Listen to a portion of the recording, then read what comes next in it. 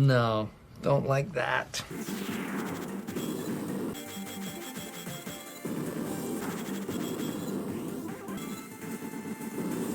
No! God, please, no!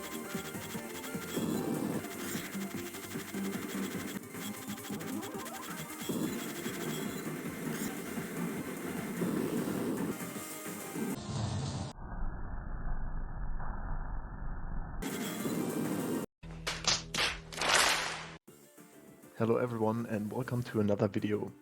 I hope you enjoyed the little introduction to this video, which was just to set the mood for what I wanted to talk about today, which is my experience as a new Shmup player with the game Raging Blasters. You won't see my 1cc run because there are enough 1cc runs out there for the game.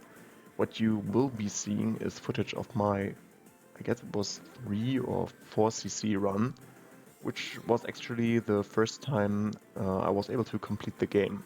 So in this video you will be seeing fumbles, which is intentional because new players will get hit by bullets or enemy ships a lot when they are starting out. So that's why I'm sharing some video footage of my gameplay where, well, it's not going perfect by any means, but, well, this is how it goes, right? So as you can see, Raging Blasters is a vertical scrolling shmup. It was developed by Terarin and released in January of 2021. The game features 3 different difficulty levels, normal, hard and expert. And although the game controls are quite easy to understand, as you basically only have a straight shot and a spread shot, and different power-ups you will see in this footage. You can also manually change the speed of your ship between slow, medium and fast. This helps to react to different situations you're in while playing the game. There's also a caravan mode, which is actually a score attack mode which lasts for 3 minutes and you try to get the highest score possible. So my first impressions when I launched and played the game were the very cool art style the game has, as well as the music, which I think is really nice and complements the art style. I also like that you can choose different difficulty options. So I obviously went with the normal one because I'm a beginner and I just wanted to see how far I can go with the lowest difficulty mode.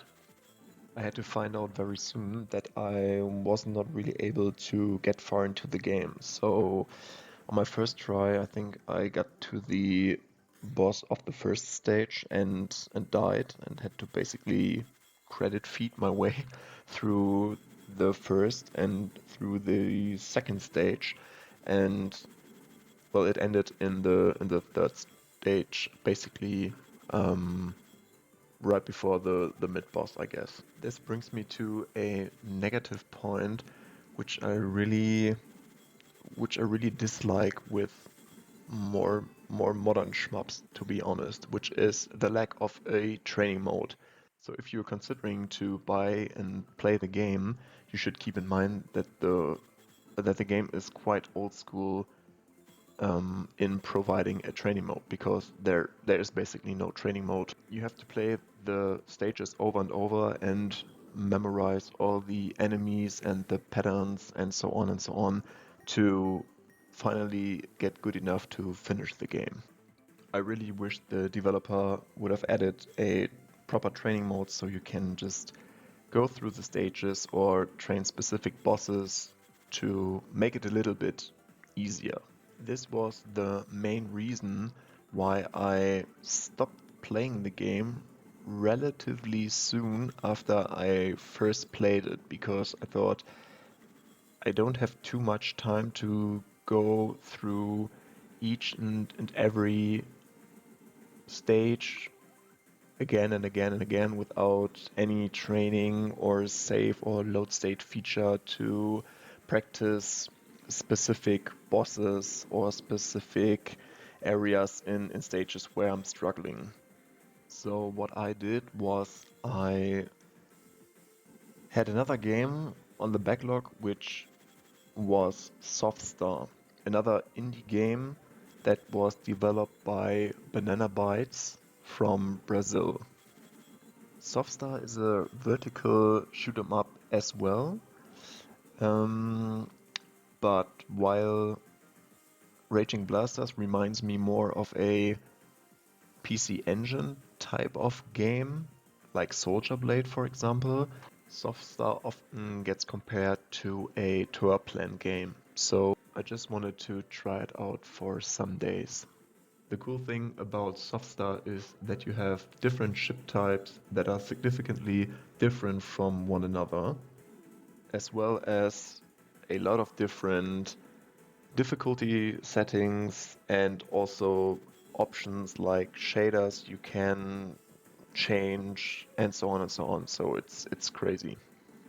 And the most important point for me, it has a proper training mode. So I played Softstar for a week straight, or maybe even more, getting used to the shots, the specials of the different ships, experimenting with different things like ships, where to stay on the screen, and so on and so on. And after playing just one shmup, I just wanted to mix it up a little bit and try something else. And somehow I ended back at Raging Blasters.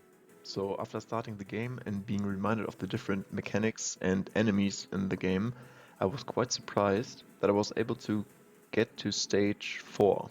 Just 1 week earlier, I wasn't even able to get to stage 3 without credit feeding, and now I could just make it to stage 4. By just putting some more hours into the game, I finally had the feeling that the game clicked with me somehow and that I would be able to make it to the last boss.